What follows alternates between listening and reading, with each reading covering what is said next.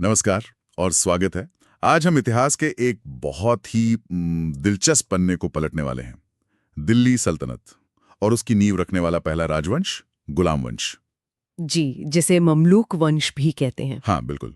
ये कहानी है उन लोगों की जो गुलाम के तौर पर खरीदे और बेचे गए और फिर हिंदुस्तान के सुल्तान बन बैठे। और हमारी आज की जो चर्चा है वो द दिल्ली सल्तनत slave dynasty rulers and rain के कुछ अंशों पर आधारित है।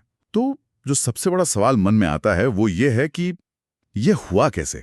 बिल्कुल, मतलब ये अपने आप में ही एक बहुत बड़ी बात है। हाँ, कि लगभग एक सदी तक दिल्ली पर उन लोगों ने राज किया जो जिनकी शुरुआत गुलामी से हुई थी। सही। तो उनकी असली विरासत क्या थी, हम इसी का विश्लेषण करेंगे। और ये सवाल ही इस पूरे दौर की सबसे फैसिनेटिंग बात है। इसका नाम ही गुलाम वंश है, जो एक विरोधाभास जैसा लगता है। एकदम।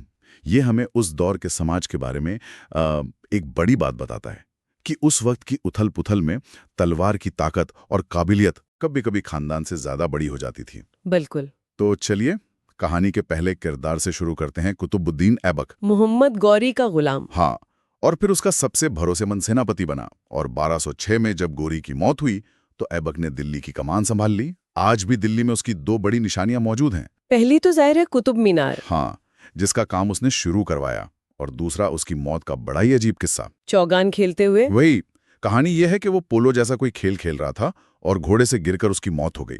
हिंदुस्तान का पहला सुल्तान और अंत ऐसा। हाँ, ये विडंबना ही है। मतलब जिसने इतनी लड़ाइयां जीती वो जंग के मैदान में नहीं बल्कि खेल के मैदान में मारा गया। जी, ये दिखाता है कि जिंदगी कितनी अप्रत्याशित हो सकती है सुल्तान के लिए भी। लेकिन उसके छोटे से शासनकाल का महत्व तो था बहुत ज्यादा।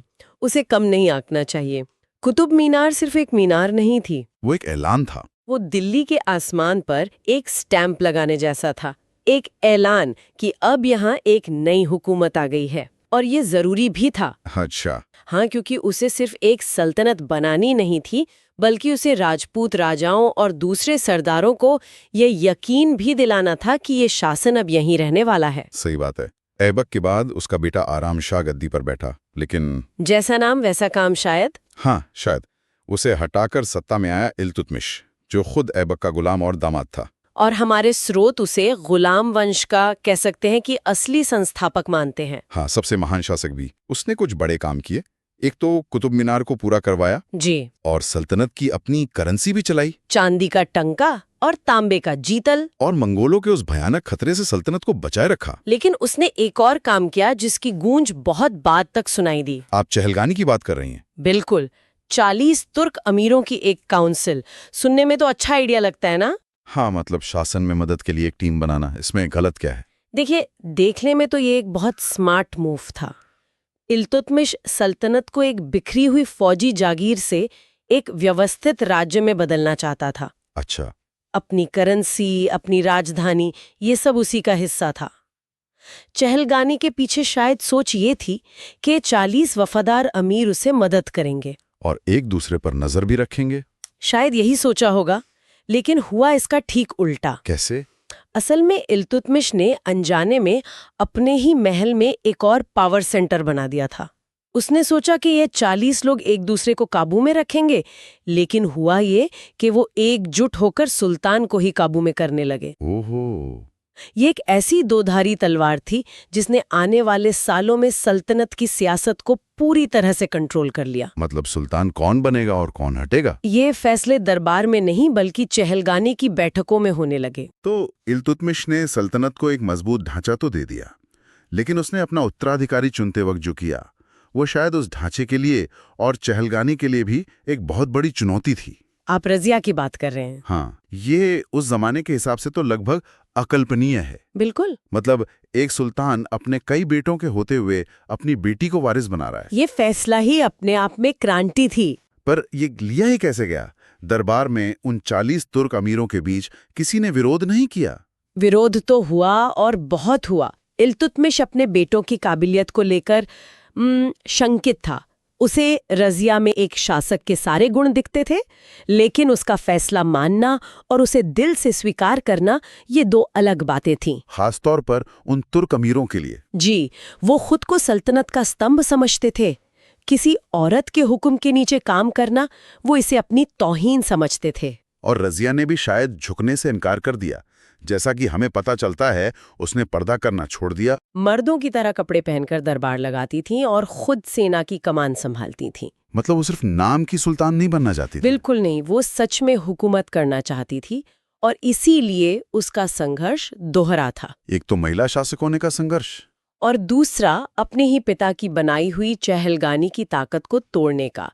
ये आंतरिक सत्ता संघर्ष ही आखिर में उसके पतन का कारण बना। सिर्फ 4 साल का शासनकाल। हाँ, लेकिन भारतीय इतिहास में वो हमेशा के लिए दर्ज हो गया। तो रज़िया के बाद तो लगता है कि चहलगानी ने पूरी तरह से लगाम अपने हाथ में ले ली थी। हाँ, अगला दौर कठपुतली सुल्तानों का था। बहारुद्दीन मसरूत और नासिरुद्दीन महमूद जैसे शासक आए और गए। सुल्तान कोई भी हो, असली ताकत चहलगानी के हाथ में। बिल्कुल। और इसी दौर में उन 40 अमीरों में से एक गयासुद्दीन बलबन बहुत चालाकी से अपनी ताकत बढ़ा रहा था। वो पर्दे के पीछे का असली सुल्तान था। कह सकते हैं, उसने अपनी बेटी की शादी सुल्तान नासिरुद्दीन से कर दी और खुद नायब यानी प्रधानमंत्री बन गया। वो बस सही मौके का इंतजार कर रहा था। और 1266 में वो मौका उसे मिल गया। बलबन खुद सुल्तान बना। जी। लेकिन उसका अंदाज बिल्कुल अलग था। अगर इल्तुतमिश सल्तनत का निर्माता था, तो बलबन एक सख्त एडमिनिस्ट्रेटर था। सही कहा। बलबन समझ गया था कि सल्तनत की सबसे बड़ी कमजोरी सुल्तान के पद की घटती इज्जत है। अमीर लोग सुल्तान को अपने बराबर समझने लगे थे। बिल्कुल। तो बलबन का सबसे पहला मकसद था सुल्तान के पद का वो खोया हुआ दबदबा और खौफ वापस लाना। और इसके लिए उसने कुछ अजीब चीजें भी की हैं ना, जैसे दरबार में ईरानी परंपराएं शुरू करना, सिजदा और पैबूस। हाँ, सिजदा यानी घुटनों पर झुकना और पैबोस यानी सुल्तान के पैर चूमना। ये सब क्या था? ये एक तरह की साइकोलॉजिकल वॉरफेयर थी। बलबन ये साफ कर देना चाहता था कि सुल्तान कोई आम इंसान नहीं बल्कि नायाब खुदाई है। हाँ, यानी धरती पर ईश्वर का प्रतिनिधि। ये रस्में अमीरों को शारीरिक और मानसिक रूप से ये याद दिलाने के लिए थी कि उनकी जगह सुल्तान के कदमों में है, उसके बराबर में नहीं। और उसने चहलगानी का क्या किया? वो तो खुद उसी का हिस्सा था। उसने उसी सिस्टम को जड़ से उखाड़ फेंका जिसने इसे बनाया था। अच्छा, बलबन जानता था कि जब तक ये 40 अमीर रहेंगे, सुल्तान कभी भी सुरक्षित नहीं रहेगा। उसने एक एक करके, बहाने बनाकर, साजिशें करके उन सभी ताकतवर तुर्क अमीरों को खत्म कर दिया। जी, जो भी उसके लिए खतरा बन सकते थे। उसने एक जबरदस्त जासूसी नेटवर्क बनाया और विद्रोह को कुचलने के लिए लौ और रक्त की नीति अपनाई। जिसका मतलब था कोई रहम नहीं। बिल्कुल। उसकी नीतियां बहुत क्रूर लगती हैं, लेकिन क्या इस तरह की क्रूरता से लाई गई स्थिरता लंबे समय तक टिक सकती है? ये बहुत जरूरी सवाल है। क्या ये डर पर आधारित व्यवस्था बलबन के जाते ही बिखरने के लिए नहीं बनी थी? और इसका जवाब है हाँ। बलबन की सख्ती ने सल्तनत को लगभग 2 दशकों तक बाहरी और अंदरूनी खतरों से बचाए रखा, इसमें कोई शक नहीं। उसने मंगोलों को सीमाओं पर रोके रखा। जी, लेकिन पूरी व्यवस्था एक इंसान यानी बलबन के डर और उसकी शख्सियत पर टिकी थी। और ऐसी व्यवस्था अक्सर अपने संस्थापक के साथ ही खत्म हो जाती है। एकदम सही। उसने ताकत तो बनाई, लेकिन कोई ऐसा स्थायी सिस्टम नहीं बनाया जो उसके बाद भी चल सके। और हुआ भी यही। बलबन के बाद उसका पोता काइकुबाद गद्दी पर बैठा, जो रिकॉर्ड्स के मुताबिक एक कमजोर और ऐशो आराम में डूबा रहने वाला शासक था। बलबन ने जो लोहे का ढांचा बनाया था वो उसे संभाल नहीं पाया। बिल्कुल। जैसे ही बलबन का खौफ खत्म हुआ, दरबार में साजिशें फिर से शुरू हो गईं। अमीर फिर से ताकतवर होने लगे। और जब केंद्र में शक्ति का एक खालीपन पैदा होता है, तो कोई ना कोई उसे भरने आ ही जाता है। इस बार वो था एक खिलजी सरदार, जलालुद्दीन खिलजी। और 1290 में उसने काइकुबाद को हटाकर खुद सल्तनत पर कब्जा कर लिया और खिलजी वंश की शुरुआत की। और इसी के साथ लगभग 84 साल के बाद गुलाम वंश का सफर खत्म हो गया। जी। तो अगर इस पूरी चर्चा से 3 बड़ी बातें निकालनी हो तो वो क्या होंगी? मेरे हिसाब से पहली तो ये कि उस दौर में काबिलियत जन्म पर भारी पड़ सकती थी। बिल्कुल, जैसा कि गुलामों के सुल्तान बनने से साफ पता चलता है। दूसरी शक्ति का केंद्रीकरण कितना नाजुक होता है। इल्तुतमिश ने चहलगानी बनाई ताकि शक्ति बंटी रहे और बलबन ने उसे खत्म किया ताकि शक्ति एक हाथ में रहे। और दोनों ही कोशिशें लंबे समय में नाकाम रहीं। सही। और तीसरी, एक मजबूत शासक की विरासत उसके कमजोर उत्तराधिकारी के हाथों कितनी जल्दी ढह सकती है। हाँ, बलबन की सारी मेहनत कायकुबाद के कुछ ही सालों में मिट्टी में मिल गई। बिल्कुल सही।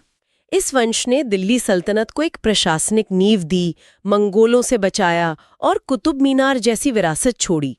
लेकिन इसकी कहानी ने आने वाले 300 सालों के लिए दिल्ली सल्तनत का मिजाज भी तय कर दिया। हाँ, लगातार चलता सत्ता का संघर्ष। तो अंत में एक विचार छोड़ जाते हैं। जी जरूर। इल्तुतमिश ने शासन में मदद के लिए चहलगानी